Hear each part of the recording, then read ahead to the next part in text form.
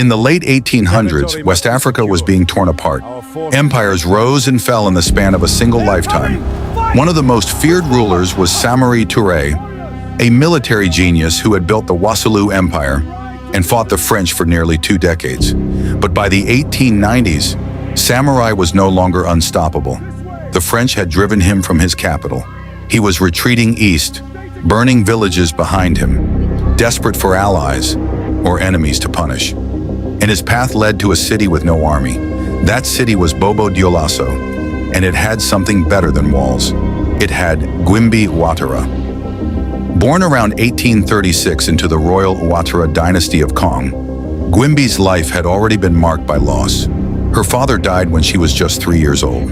Her younger brother took the throne. By the age of 15, she had been married and widowed 3 times. She had no children. In a world where royal legitimacy often flowed through sons, this could have ended her influence before it began. Instead, it was just the beginning. To understand Guimbi, you have to understand Kong, not the city we know today, but the Kong Empire, founded in the early 1700s by Guimbi Watara, a Dioula merchant warrior who bore the patronymic Watara. His brother Famagon established a branch at Bobo-Dioulasso, then called Sia, around 1774. For nearly 2 centuries, the Ouattara dynasty ruled a network of trading cities, Islamic centers, and warrior houses across what is now Burkina Faso in Côte d'Ivoire. But by Guimbi's time, that empire was fragmenting. The French were advancing from the south, Samori Touré was pushing from the west, and Bobo-Dioulasso, a democratic polity with no standing army, was caught in the middle. So they called for help from Kong, and Kong sent Guimbi. Samori Touré was furious. The people of Kong, Guimbi's people, had refused to join his war against the French. Some of his own merchants had even intercepted arms caravans meant for him. In Samori's eyes, this was betrayal, and betrayal demanded punishment. He marched toward Bobo-Dioulasso with an army that had once shattered French columns, but what he found was not an army arrayed against him. He found a woman who opened the gates. Guimbi didn't fortify the walls. She didn't poison the wells. She went to Samori herself. She brought gifts. She welcomed him with the full weight of West African diplomatic tradition. Hospitality so generous it could not be refused without dishonor. And then, according to oral tradition, she offered him milk, a drink. Some accounts call it a magic potion. We don't know what was in it. The written records don't say. What we do know is this. Something shifted. Samori, who had come to destroy, sat down to talk. This was not modern psychological warfare. This was not strategic silence. This was something older, and in some ways more radical. Guimbi understood the grammar of power in her world. In West African diplomacy, the guest-host relationship created obligations. By transforming Samori from invader to guest, she imposed a script he could not easily abandon. But she did something even smarter. She gave him a new target, the TFO people, a group that had broken away from the Ouattara dynasty over religious differences. They were a common enemy, a useful distraction, a way for Samori to save face, satisfy his army's need for victory, and leave Bobo-Dioulasso intact. Samori turned his guns toward them. Together, he and Guimbi destroyed the TFO stronghold of Numudara. Bobo-Dioulasso was spared, not by force, not by walls, by a woman who understood that the sharpest weapon isn't always a blade.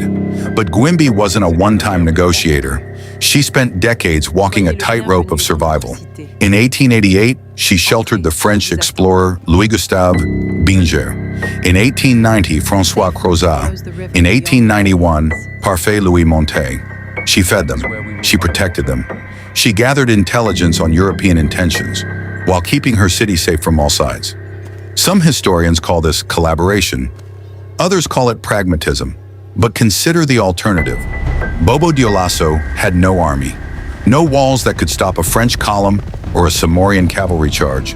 Guimbi's choices were not between resistance and surrender. They were between annihilation and survival. She chose survival, not as submission, but as strategy. Here's what the original story got wrong about Samori Touré.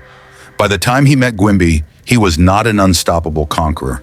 He was a man being hunted. The French had broken his first empire. They had taken his capital. He had burned his own cities to deny the enemy resources. His soldiers were starving. His ammunition was running out. In May of 1897, he destroyed Kong itself, the city of Guimbi's ancestors, in a fit of rage over its merchants' disloyalty. Less than a year later, on September 29, 1898, a French captain named Henri Gouraud surprised Samori's camp at Guillemot. The man who had once defied an empire was captured without a fight.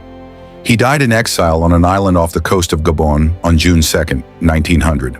The Wassoulou Empire, which had once seemed eternal, lasted just 20 years. Guimbi Ouattara outlived him.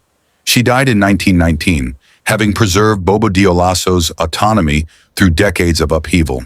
The French, the very power she had navigated so carefully, erected a monument in her honor in 1927. Today, a maternity hospital and a professional school bear her name. Her mausoleum still stands in Bobo-Dioulasso. The lesson of Guimbi Ouattara is not about strategic silence or psychological operations. Those are modern labels pasted onto a much older wisdom. The real lesson is this: power isn't always about who has the biggest army. Sometimes it's about who reads the room best, who offers the right gift at the right time, who understands that survival is not weakness. It's the oldest kind of strength. Guimbi didn't defeat Samori Touré. She made his victory irrelevant to her. And in the end, that's the only win that matters. If you want more history they don't teach in school, like this video, subscribe to the channel, and turn on notifications so you never miss the untold stories of history.